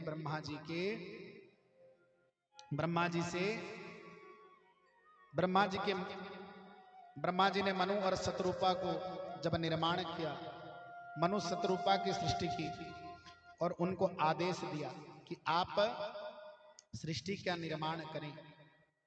तो उस समय सृष्टि जल में डूबी हुई थी। तो जब जल में डूबी हुई थी, ब्रह्मा जी ने भगवान को प्रार्थना की कि प्रभु, संसार जल में डूबी हुई है, आप संसार का उद्धार करें। तो ब्रह्मा जी के नाक से भगवान वराह अवतार धारण करके पृथ्वी का उद्धार करते हैं। आगे जाकर सुखदेव जी भी राजा परीक्षित को कहते हैं, स्वयंभू मनु और शतरूपा ब्रह्मा जी के आज्ञानुसार सृष्टि उत्पत्ति की लीला प्रारंभ की। मनु और शतरूपा से 2 पुत्र हुए, प्रियव्रत और उत्तानपाद। कौन कौन हुए? देखिए बढ़िया, मनु शतरूपा से कौन कौन हुए? प्रियव्रत और उत्तानपाद। कथा सुने ना सुने, फोटो अच्छी आनी चाहिए। बोलो वृंदावन बिहारी लाल की। प्रियव्रत और उत्तानपाद 2 पुत्र और उनकी 3 पुत्री। मनु शत्रुपा के 2 पुत्र प्रियव्रत उत्तानपाद, 3 पुत्री आकुति, देवहूति और प्रसूति, 5 संतान की उत्पत्ति हुई। आकुति का विवाह ऋचि से हुआ, देवहूति का विवाह कर्दम ऋषि से हुआ, प्रसूति का विवाह दक्ष प्रजापति से हुआ। अब सुखदेव जी महाराज राजा परीक्षित को कहते हैं, जब बराह भगवान की कथा सुनते हैं राजा परीक्षित, तो हाथ जोड़ के कहते हैं, भगवान अब मुझे बराह अवतार के बारे में कथा सुनाइए। तो सुखदेव जी महाराज कहते हैं, जब देवहूति का विवाह ऋषि कर्दम से हुआ तो दोनों आनंदित होकर संसारिक कर्म में प्रवृत्त हो गए। एक दिन सायंकाल के समय, संध्या के समय, जब ऋषि कर्दम गायत्री मंत्रों का जाप कर रहे, संध्या वंदन कर रहे होते हैं, उसी समय देवहूति अत्यंत कामासक्त भाव से अपने पति के पास आकर कहते हैं कि पति, हे स्वामी, मुझे संतान चाहिए। उस समय ऋषि कर्दम कहते हैं, संतान उत्पन्न करने के लिए ये समय प्रयोज्य नहीं है। हमारे संस्कृति में कहा गया है, संध्या के समय, दिवस के समय, एकादशी के समय, पूर्णिमा के समय, संक्रांति के समय, ग्रहण काल के समय सहवास नहीं करनी चाहिए, स्त्री संग नहीं करनी चाहिए। परंतु देवहूति इतने कामासक्त हो गए कि उन्होंने जिद की, और उनके जिद से ऋषि कर्दम और देवहूति सांसारिक कर्मों में जब प्रवृत्त हुए तो देवहूति के गर्भ में 2 असुर आए। 2 असुर, हिरण्याक्ष और हिरण्यकश्यप। तो ऋषि कहते हैं कि देवहूति, गलत कार्य का परिणाम सदैव गलत ही होता है, अच्छा नहीं होता। गलत समय हमने सहवास किया, इसलिए अब तुम्हारे गर्भ में 2 असुर की उत्पत्ति होगी। तो देवहूति बड़े ही व्यथित हो गए और उन्होंने कहा, तो उनका उद्धार कैसे होगा? तो कर्दम ऋषि कहते हैं, जब भगवान बराह अवतार लेकर आएंगे, जब भगवान नरसिंह अवतार में आएंगे, तब उन दोनों का उद्धार होगा।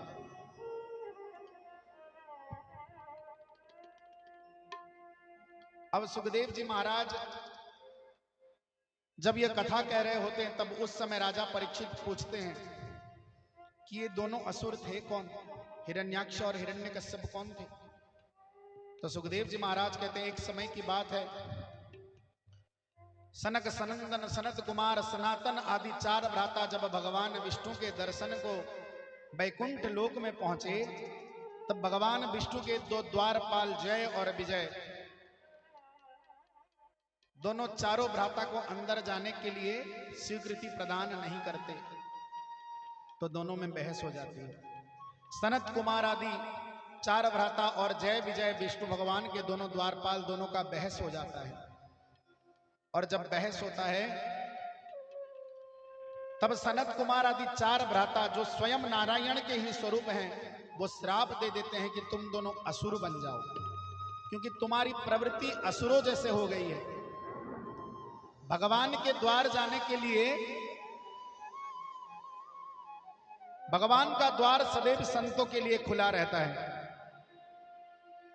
राम दुआरे तुम रखवारे, राम दुआरे तुम रखवारे, होतन आज्ञा बिनु पैसारे।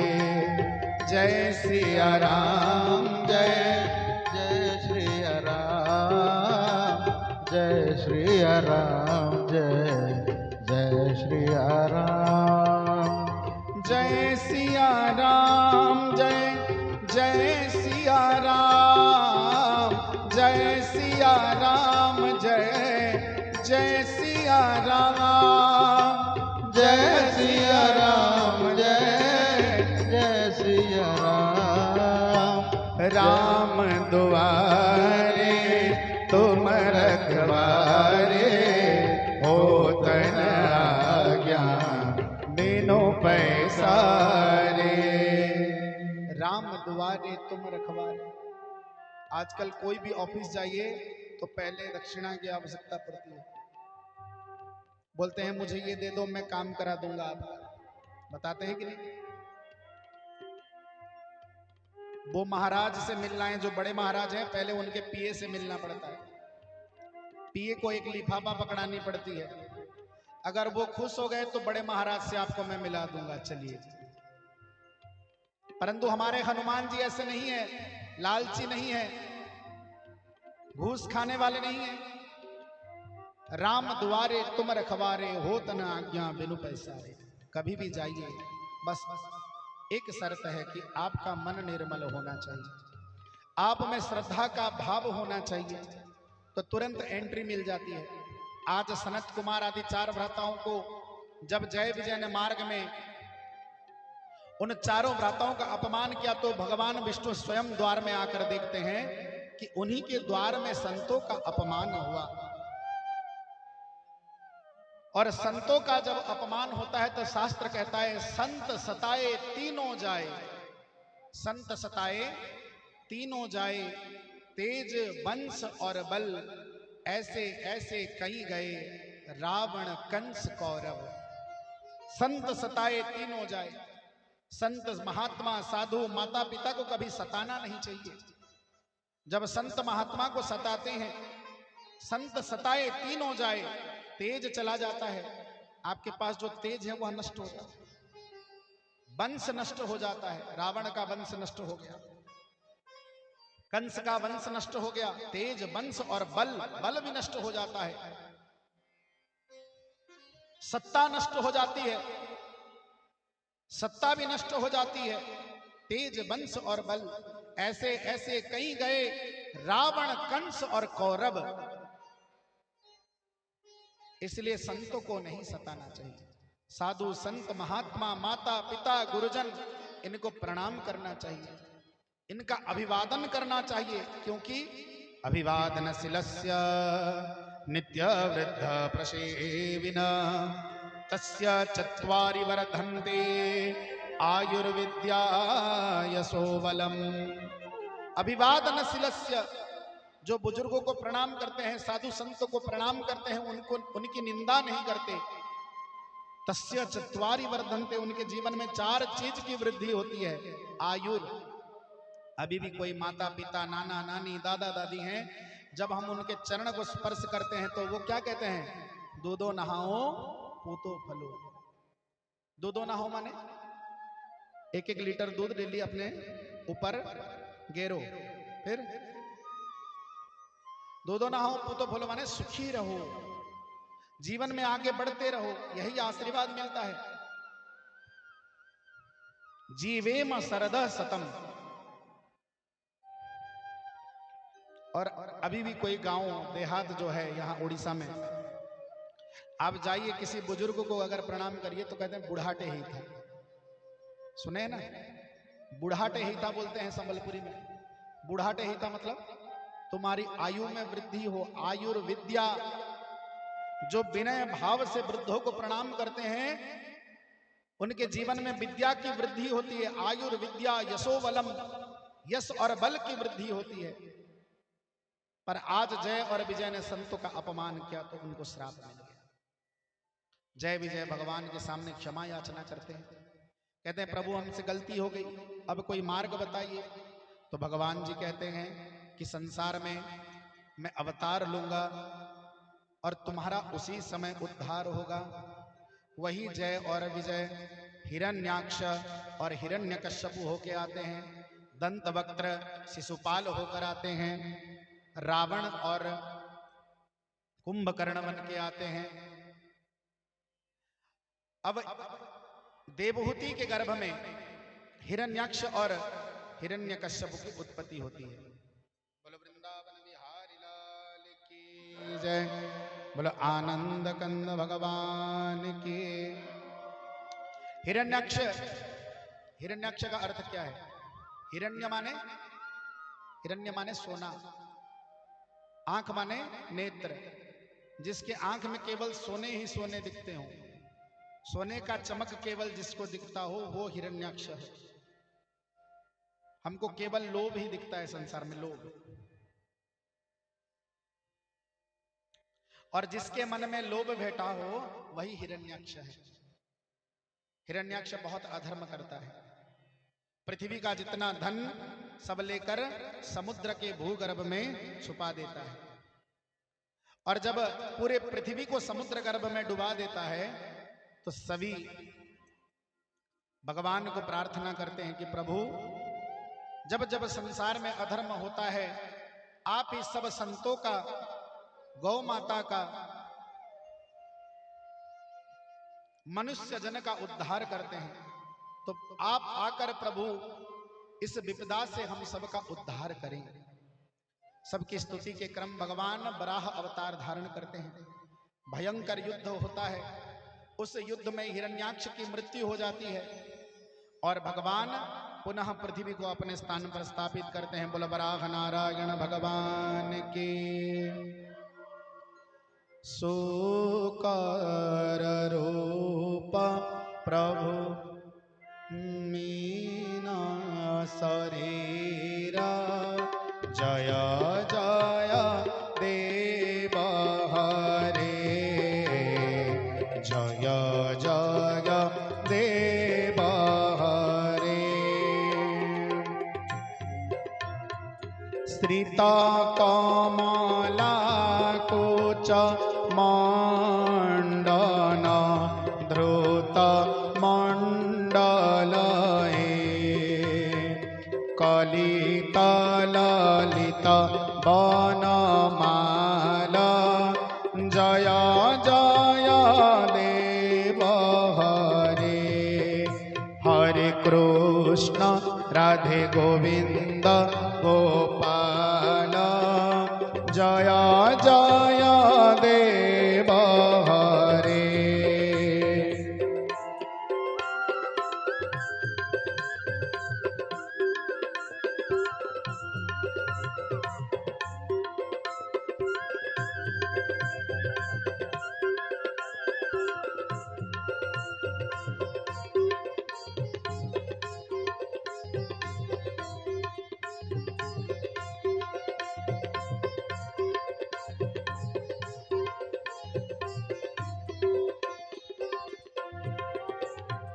दीनामणि मंडल मंडन है, भावखंडन है, मुनि जन मानस हंस, जय जय देव हरे, जय जय देव हरे, जय जय देव हरे।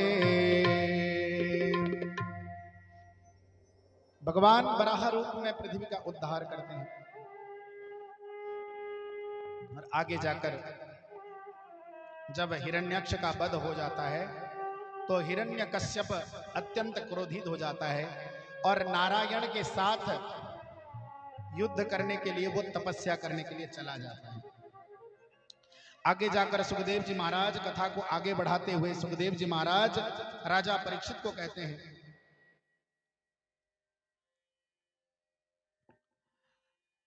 सुखदेव जी महाराज को कहते हैं कि आगे जाकर कर्दम ऋषि ब्रह्मा जी के छाया से जब कर्दम ऋषि का जन्म होता है तो ब्रह्मा जी ऋषि कर्दम को कहते हैं कि आप तपस्या करें, तपस्या के बाद आपको कन्या रत्न की प्राप्ति होगी। तो ऋषि कर्दम 10,000 वर्षों की तपस्या करते हैं और 10,000 वर्ष की तपस्या के बाद कहते हैं कि मनु और शतरूपा आपसे मिलने आएंगे और देवहूति का विवाह आपसे कराएंगे। देवहूति का विवाह होता है और उनसे हिरण्यकश्यप और हिरण्याक्ष का जन्म होता है।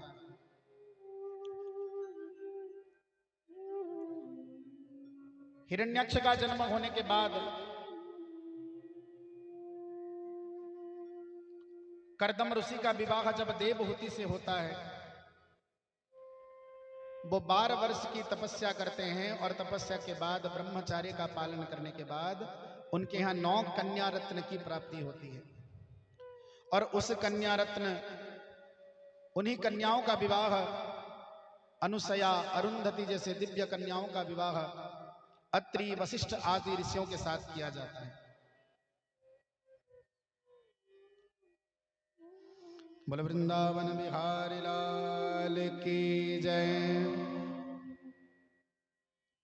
और आगे जाकर सुखदेव जी महाराज कपिल भगवान की कथा सुनाते हैं।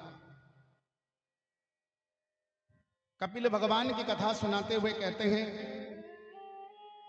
कि जब कर्दम ऋषि ब्रह्मा जी के छाया से जन्मे तो ब्रह्मा जी ने उन्हें आज्ञा दी कि तुम संतान का उत्पन्न करो। तो कर्दम ऋषि 10,000 वर्षों को तपस्या करते हैं। सरस्वती नदी के तट पर जब तपस्या करते हैं तो मनु और शतरूपा अपनी कन्या देवहूति का विवाह करते हैं और उसी देवहूति के गर्भ से आगे जाकर भगवान कपिल का जन्म होता है। कपिल भगवान के जन्म के बाद ऋषि अपने ग्रह का त्याग करके वन के ओर प्रस्थान करते हैं।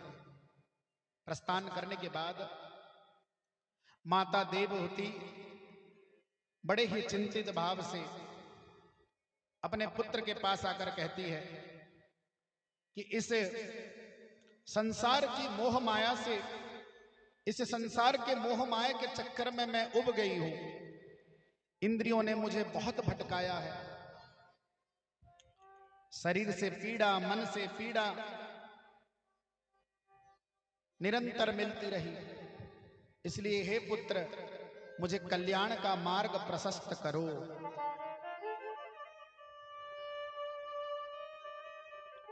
तो भगवान कपिल अपने माता को कहते हैं, योग आध्यात्मिक पुंसा मतो निश्रय सायमे अत्यंतो परतिर्यात्रा दुःखस्य च सुखस्य च। कपिल ऋषि कहते हैं, मुनि कपिल कहते हैं, माता कि संसार के कार्य में ही दुख है, इसलिए मनुष्य को योग करना चाहिए। योग क्या है? योग माने जुड़ना। योग माने जुड़ना। आत्मा को परमात्मा में योग करना चाहिए, जोड़ना चाहिए। जोड़ने से आनंद है, घटने से नहीं। आज तो हम घटते जा रहे हैं। एक पड़ोसी दूसरे पड़ोसी से बात नहीं करता। दूसरे पड़ोसी के यहां बड़ा सा एलईडी टीवी आ जाता है तो हम दुखी हो जाते हैं। दूसरे पड़ोसी के यहां कोई आनंद का माहौल बनता है तो हम दुखी हो जाते हैं। इसलिए जुड़ने में ही सुख है। और हम परमात्मा से कब जुड़ते हैं? जब यह मन उनके चरणों में स्थिर हो जाता है। मन एवं मनुष्याणाम कारणं बंध मोक्षयो बंधाय विषय भोगे मुक्तोर्निर्णीशय मनः। मन एवं मनुष्याणाम, ये मन और मनुष्य ही तो बंधन का कारण है। ये मन ही तो हमको बांधे रखता है माया में। इसलिए हे मैया, चेतः खलस्य बंधाय मुक्तये चात्मनो मनतमतम गुणेषु सगत बंधाय रतम वा पुंसि मुक्तगे। इसलिए इस संसार से मुक्त होने के लिए 2 मार्ग हैं। प्रथम मार्ग है ज्ञान मार्ग और दूसरा मार्ग है भक्ति मार्ग। ज्ञान मार्ग क्या है? अब देवहूति मैया ऋषि कपिल भगवान को पूछते हैं कि मैया, ज्ञान मार्ग क्या है? तो ज्ञान मार्ग यह है, आध्यात्म विद्या के द्वारा अपने आत्म स्वरूप को जानना।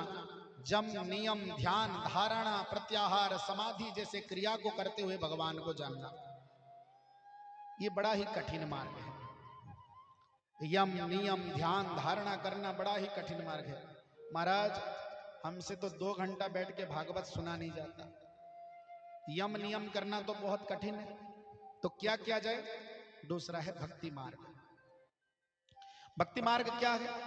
भक्ति मार्ग यह है कि आप जो भी कर्म कर रहे हो उस कर्म में प्रभु को जोड़ दो। अगर पति की सेवा करते हो, कभी कभी पति कहते हैं पैर में दर्द हो रहा है तो पैर दबाना पड़ता है ना, और पत्नी कहती है तो पतिदेव भी कभी कभी दबा देते हैं, नहीं? बोलो वृंदावन बिहारी लाल की।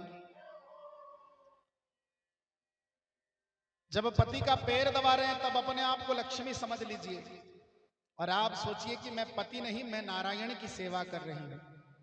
जब बच्चे को प्रसाद खिला रहे हैं, घर में भोजन आदि करा रहे हैं, तो मन में विचार करें कि मैं बाल गोपाल की सेवा कर रही हूं। जरूरी नहीं घंटा घंटा बैठकर कोई पूजा करे, और पूजा भी करते हैं तो इतने स्पीड में ओम जय जगदीश हरे, स्वामी जय जगदीश हरे, क्योंकि बच्चे को स्कूल भेजना होता है, टिफिन बॉक्स भरना होता है, भक्त जनों की संकट क्षण में दूर करे, स्वामी जय जगदीश हरे, हो गया प्रसाद। ऐसी पूजा नहीं करनी हमको, ऐसी पूजा नहीं करनी हमको, तो दिन भर करनी है पूजा। तो प्रत्येक कर्म में परमात्मा को जोड़ना है।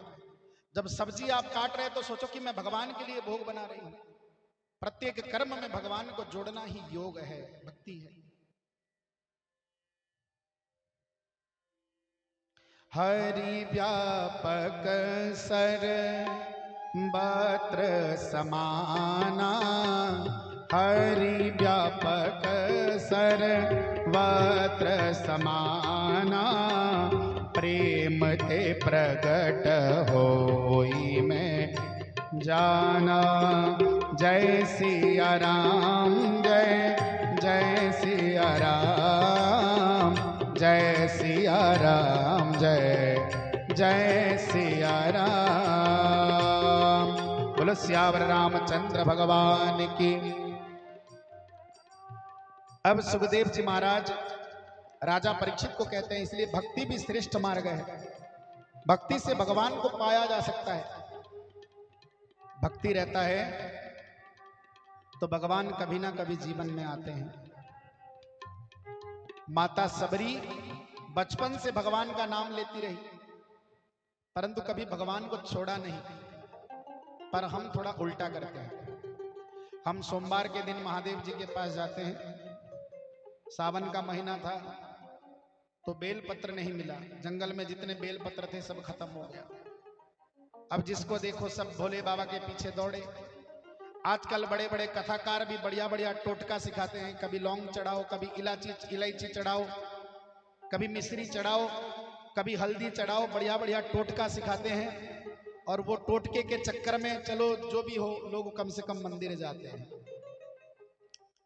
भागवत की कथा ना ही शिव पुराण की कथा होती है, वहां टोटके होते हैं, कथा नहीं होती, टोटके। और टोटकों में हमारा मन ज्यादा लगता है।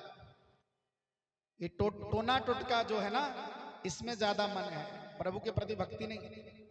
माता सबरी बचपन से भगवान को याद करती थी। जब 90 साल हो गया तब राम आए। परंतु हम सावन में शिव जी के पास चले जाते हैं, ओम जय शिव ओंकारा, स्वामी जय शिव ओंकारा करते रहते हैं, बेल पत्र चढ़ाते हैं, दूध चढ़ाते हैं। अगर शिव जी सुन लिए तो ठीक है, नहीं तो मंगलवार को तो जय हनुमान ज्ञान गुण सागर, जय कपी सती हूँ लोक उजागर, रामदूत अतुलित बल धामा, अंजनी पुत्र पवन सुत नामा। अगर हनुमान जी सुन लिए तो ठीक है, चूरमा चढ़ाते जाओ, लड्डू चढ़ाते जाओ।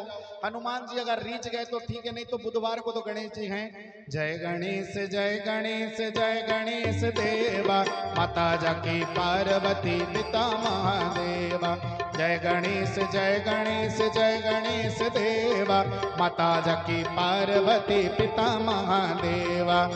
अगर गणेश जी नहीं रीचे तो फिर नारायण को भी बुधवार को पूजा कर लेते हैं। उतना नहीं हुआ तो फिर गुरुवार को तो है नमस्ते कमला मागो, आता है ना।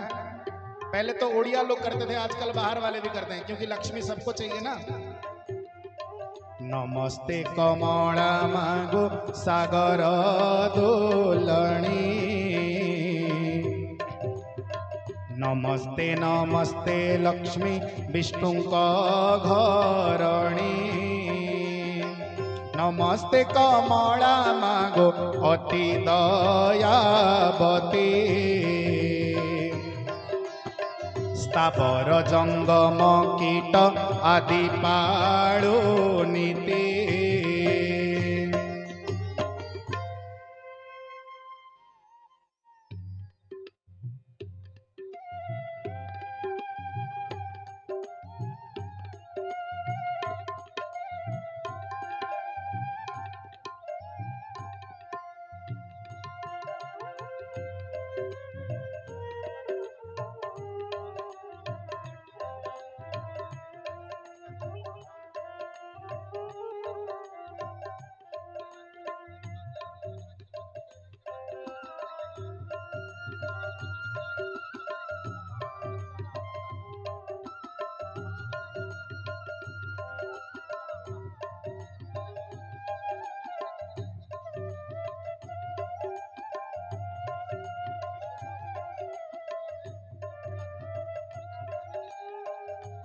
बोलो वृंदावन बिहारी लाल की। अब गुरुवार को लक्ष्मी माता के पीछे दौड़ते हैं। लक्ष्मी माता प्रसन्न हो ना हो, मड़ा पिठा तो मिल जाता है, उसमें सब प्रसन्न हो जाते हैं। अब लक्ष्मी माता अगर गुरुवार को नहीं रीझती, फिर शुक्रवार के दिन मार्केट में दही और नींबू बेचना बंद है, बेचारे फंस जाते हैं। क्यों? मैं तो आरती उतारूं रे संतोषी माता की, मैं तो आरती उतारूं रे संतोषी माता की। जय जय संतोषी माता, जय जय माँ, जय जय संतोषी माता, जय जय माँ। संतोषी माता अगर रीझ गए तो ठीक है, नहीं तो शनिवार वाले दिन शनि महाराज तो हैं ही, फिर नहीं तो फिर हनुमान जी को पकड़ के बिठाओ शनिवार वाले दिन, फिर हनुमान जी के ऊपर तेल चढ़ाओ, सिंदूर चढ़ाओ। हनुमान जी अगर आप काम नहीं करते हो तो हम ऐसे ही परेशान आपको करते रहेंगे। बोलो वृंदावन बिहारी लाल की। और तब तक कुछ नहीं हुआ तो रविवार वाले दिन भगवान सूर्य नारायण तो हैं, तो मनुष्य ऐसे भटकते रहते हैं। परंतु माता सबरी को कभी देख लीजिए, बचपन से लेकर 90 की उम्र तक निरंतर मार्ग में फूल बिछाती रही, निरंतर मार्ग में पुष्प बिछाती रही कि आज नहीं तो कल राम आएंगे। रामा रामा रटते रटते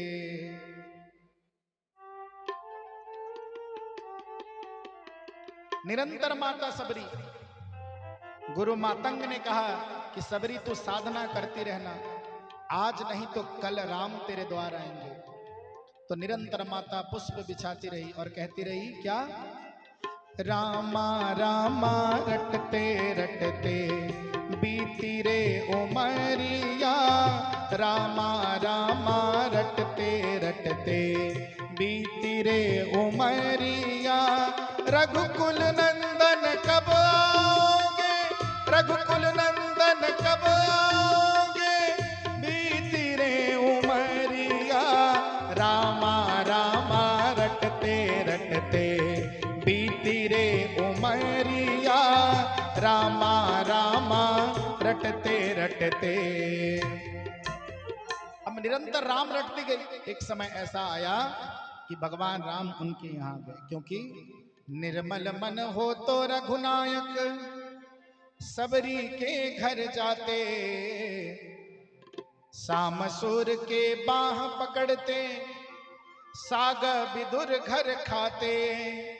इस पर हमने नहीं विचारा, इस पर तुमने नहीं विचारा, इस पर किसने नहीं विचारा।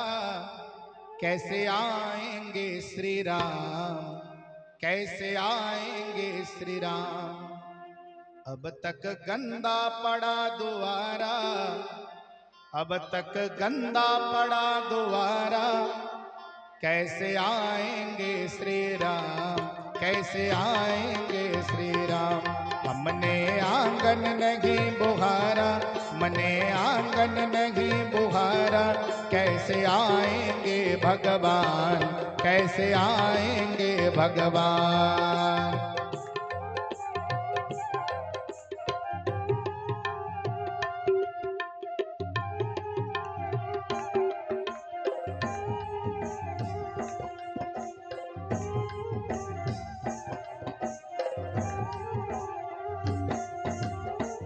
निर्मल मन जन सो मोहि पावा, मोहे कपट छल छिद्र न भावा। राम सिया राम सिया राम जय जय राम, राम सिया राम जय जय राम। तो एक समय ऐसा आया कि प्रभु भी विवश हो गए अपने भक्तन के यहां आने के। इसलिए आप भगवान के पास मत जाओ, अपनी पात्रता ऐसे बढ़ाओ कि भगवान जी स्वयं आपके पास आ जाए, ठाकुर जी आपके पास आ जाए। सुखदेव जी महाराज आगे का प्रसंग चौथे स्कंद में, जहां कुल 31 अध्याय है, चौथे स्कंद की कथा कहते हुए कहते हैं, मनु महाराज के वंश के वर्णन करते हुए, मनु महाराज की तीसरी कन्या प्रसूति का विवाह राजा दक्ष से होता है। दक्ष और प्रसूति के औरस से 16 कन्याएं उत्पन्न होती हैं। श्रद्धा, मैत्री, दया, शांति, तुष्टि, पुष्टि, क्रिया, उन्नति, बुद्धि, मेधा, तितिक्षा, रीम और मूर्ति। तो राजा दक्ष अग्नि के साथ स्वाहा का विवाह कर देते हैं, भगवान शंकर के साथ सती का विवाह होता है, पितरों के साथ स्वधा का विवाह होता है, और धर्म को 13 कन्या प्रदान करते हैं। धर्म के साथ 13 कन्या का विवाह होता है। धर्म के साथ 13 कन्या विवाह करते हैं। विवाह करने के बाद माता सती का विवाह शंकर से होता है, परंतु राजा दक्ष नहीं चाहता कि सती का विवाह शंकर से हो, क्योंकि एक बार ब्रह्मा जी के सभा में जब राजा दक्ष पधारे तो सभी देवता खड़े हो गए, परंतु भगवान शंकर बैठे थे। तो जो राजा को दक्ष को ऐसा प्रतीत हुआ कि भगवान शंकर ने उनका अपमान किया, तो तब से वो भगवान शंकर के वो विरोधी बन गए। और आज आइए, एक सुंदर सी झांकी हमारे बीच आई है अभी।